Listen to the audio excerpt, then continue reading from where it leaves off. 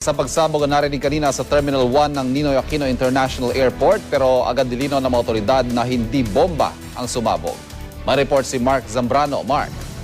Ivan, nililinaw nga ng pamunuan ng NAIA Terminal 1 na hindi pagsabog o putok ng baril ang tunog na nadinig kanina sa loob ng paliparan. Kasama sa beautification plans ng NAIA Terminal 1 ang pagbaklas ng lumang escalator na ito na dekada 80 pa umano ng huling gamitin. Gawa sa konkreto ang mismong ilalim ng escalator kung kaya't kailangang gamitan ng acetylene torch ang makabakal sa loob nito. Pasado alas 8 kaninang umaga ay may narinig na putok mula sa construction area na inakalang ng ilan ay putok ng baril. Pero ayon sa pamunuan ng NAIA, isang depektibong acetylene torch ang pinagmulan ng tunog. Hindi daw kinaya ng depektibong torch ang pressure mula sa acetylene tank kaya pumutok ito.